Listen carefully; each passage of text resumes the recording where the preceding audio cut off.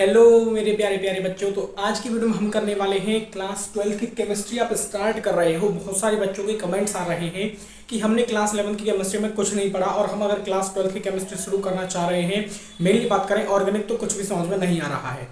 देखिए, आपके board exam है तो केमिस्ट्री एक इंपॉर्टेंट सब्जेक्ट है। अगर आपने पीसीबी या पीसीएम लिया है तो आपका एक मेन सब्जेक्ट बन जाता है केमिस्ट्री। आगे भी आप पढ़ोगे तो केमिस्ट्री आपको पढ़ना पड़ेगा। तो केमिस्ट्री में ही अगर आपके कम नंबर आएंगे तो ऐसा नहीं चलेगा। लेकिन अब ऐसा क्या किया जाए कि आप क्लास 12 की केमिस्ट्री को बहुत अच्छे से पढ़ सकें ताकि आपके समझ में आ सके। तो ऐसी क्या 11th के बेसिक्स हैं जो हम अभी इस टाइम पे पढ़ के करंट कुछ 10-15 दिन में उस बेसिक्स को पढ़ के हम क्लास 12 की केमिस्ट्री एकदम अच्छे 0 लेवल से शुरू कर सकें और एक हाई लेवल तक उसे पढ़ सकें ताकि हम केमिस्ट्री में एक अच्छा स्कोर करें। तो बने रहना इस वीडियो में अंत तक। ज़्यादा देर की वीडियो होगी नहीं, छोटा सा एक वीडियो होगा। मैं इसमें आपको वो बेसिक्स टॉपिक बताने वाला हूँ, वो आपको मोस्ट इंपॉर्टेंट है। उन टॉपिक के बिना कुछ नहीं होगा, ठीक है। तो मैं आपको कोशिश करूंगा कि कम से कम टाइम में आपको जो टॉपिक है वो आपके कवर हो जाए और आप कम से कम टाइम में 11th लगा के और जल्दी से अपनी 12th की केमिस्ट्री स्टार्ट कर सकें। तो देखिए, बात करते हैं स्टार्टिंग क्लास 12th। भाई, अगर आपको क्लास 12 की केमिस्ट्री स्टार्ट करना है तो सबसे पहले देखिए केमिस्ट्री में कितनी ब्रांचेज होती हैं। तो सबसे पहले अगर हम बात करें तो सबसे पहले हमारी आती है फिजिकल केमिस्ट्री, ठीक है। एनसीईआरटी बुक में भी सबसे पहले हमारी फिजिकल केमिस्ट्री ही आती है, ठीक है। सबसे पहले फिजिकल केमिस्ट्री ही आती है।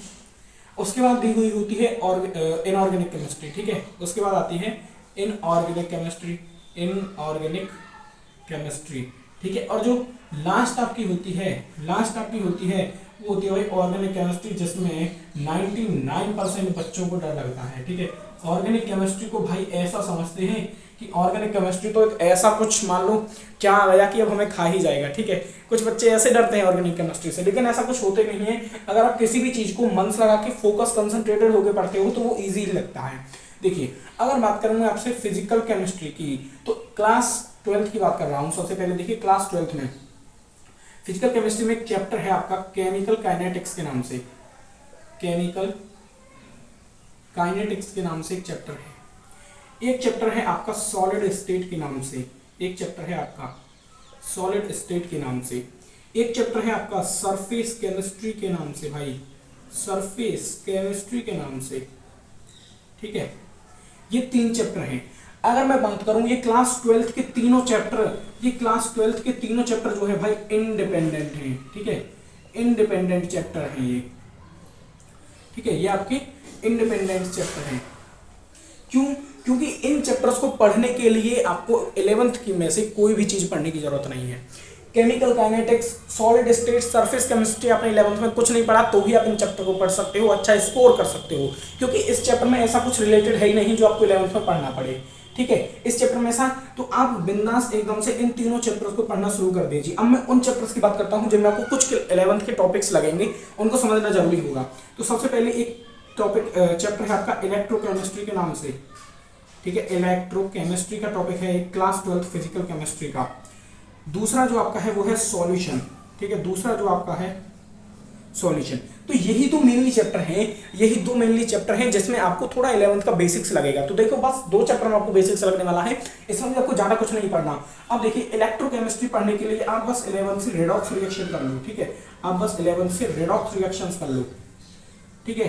ये इलेक्ट्रोकेमिस्ट्री के लिए आप रेडॉक्स रिएक्शंस पढ़ लो 11th से, और सॉल्यूशन के लिए आप थोड़ा बहुत मोल कॉन्सेप्ट पढ़ लो, ठीक है। थोड़ा बहुत मोल कॉन्सेप्ट पढ़ लो, इससे आपका काम बन जाएगा भाई, इससे आपका काम बन जाएगा। अरे बन जाएगा, देखो कैसे। इलेक्ट्रोकेमिस्ट्री में रेडॉक्स रिएक्शन पढ़ लो। रेडॉक्स रिएक्शन टोटल 3 या 4 पेज के नोट्स का चैप्टर है। रेडॉक्स रिएक्शन पूरा ही 3 या 4 पेज में आ जाता है, उसके अगर बढ़िया तरीके से नोट्स बनाते हो तो रेडॉक्स रिएक्शन भी पूरा पढ़ने की जरूरत नहीं है, ठीक है। पूरा पढ़ने की जरूरत नहीं है, केवल उसमें रिडक्शन और ऑक्सीडेशन पढ़ लो। रिडक्शन और ऑक्सीडेशन पढ़ लो। कहां पे रिडक्शन, कहां पे ऑक्सीडेशन, ये बस रिडक्शन ऑक्सीडेशन, यानी कि रेडॉक्स रिएक्शन वाले चैप्टर में भी एक टॉपिक पढ़ना है, बस आपको ऑक्सीडेशन एंड रिडक्शन, वो पढ़ लो, बस खत्म, इलेक्ट्रोकेमिस्ट्री हो जाएगा। सॉल्यूशन की बात करें, सॉल्यूशन में मोल कंसेप्ट पढ़ लो। मोल कंसेप्ट यानी एवोगाड्रो लॉ वगैरह, ये सारी चीजें।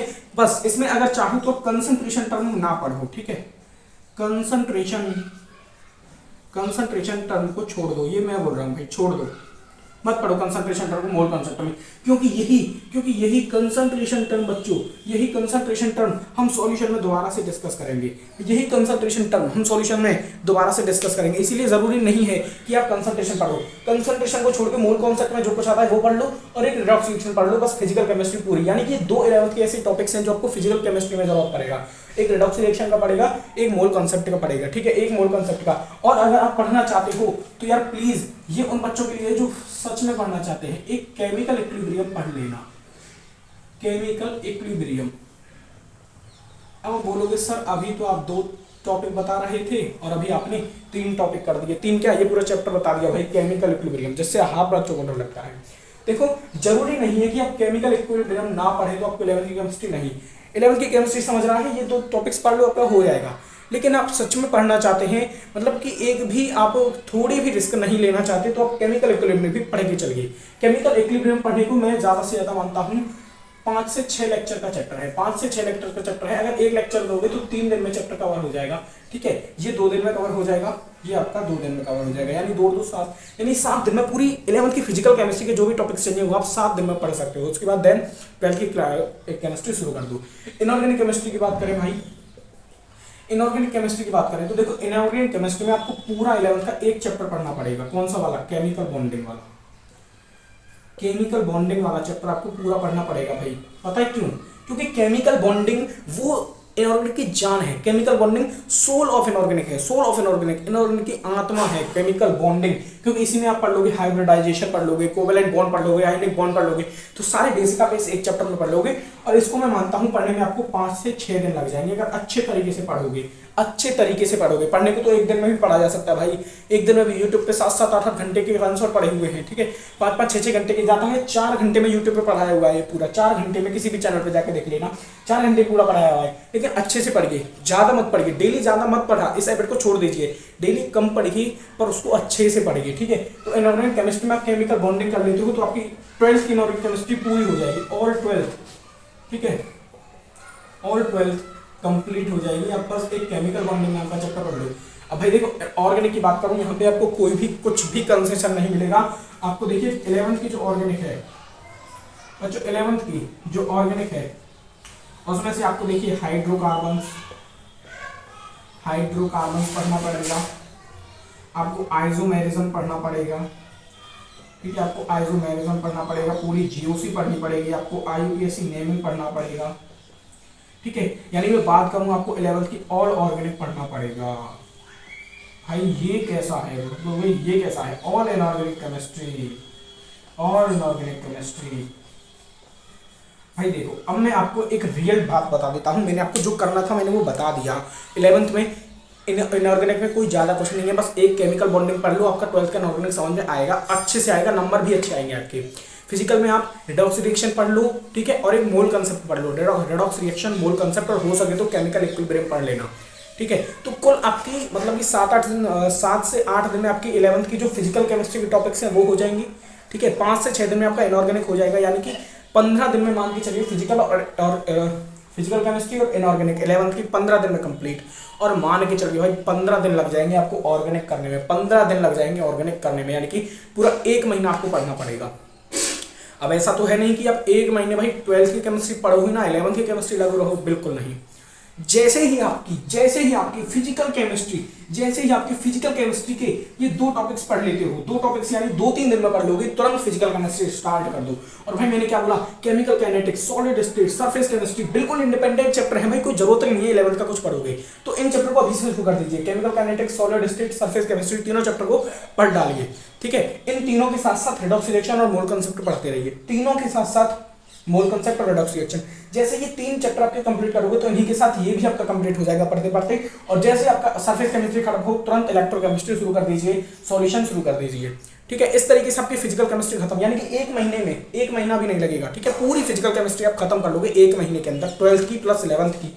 इसी तरीके से इनऑर्गेनिक भी हो जाएगा, इसी तरीके से इनऑर्गेनिक हो जाएगा। इनऑर्गेनिक में क्या करना है, सबसे पहले केमिकल बॉन्डिंग पढ़िए, ठीक है, 12th का कोई भी चैप्टर मत उठाइए, सबसे पहले केमिकल बॉन्डिंग अच्छे से पढ़िए, 5 से 6 दिन तक केमिकल बॉन्डिंग अच्छे से पढ़िए। ये समझिए 12th का कोई कैसे चैप्टर है। केमिकल बॉन्डिंग जैसे कंप्लीट होता है तुरंत 12th की स्टार्ट कर दीजिए और 1 महीने में आपकी इनऑर्गेनिक कंप्लीट भाई, 1 महीने में ये कंप्लीट, 1 महीने में ये कंप्लीट, और लगा लो 2 महीने इसमें लग जाएंगे, 2 महीने, 1 महीने 11th 11th का करना, 1 महीने 12th का करना, तो 2 यानी कि 4 महीने का शेड्यूल है आपका। पूरी केमिस्ट्री आपकी 12th प्लस 11th की 4 महीने में हो जाएगी। लेकिन आपको करना क्या है, कंसिस्टेंसी रहना है भाई, कंसिस्टेंसी रखना है अपनी पढ़ाई में।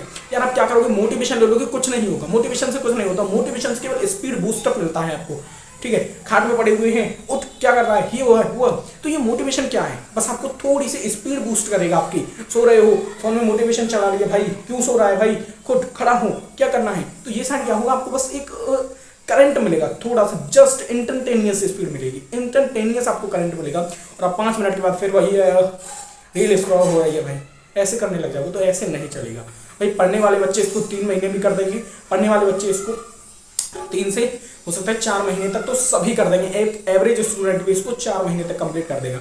लेकिन आपको पढ़ना ही नहीं है तो भाई इसको आप साल भर में करिए, कभी भी करिए, ये आपकी जिम्मेदारी है। मैंने आपको बस आपका रास्ता इजी कर दिया, आपको टॉपिक्स बता दिया कि क्या क्या टॉपिक्स आपको पढ़ना है। बस इसमें फिजिकल में रिडॉक्स और ये पढ़ना है, मोल कंसेप्ट, इनऑर्गेनिक में केमिकल बॉन्डिंग और ऑर्गेनिक आपको पूरी पढ़ना पड़ेगा। आप किसी भी टीचर से पूछ लीजिए, क्या सर हमें ऑर्गेनिक पूरी पढ़ने की जरूरत है, हाँ बेटा पूरी पढ़ने की जरूरत है।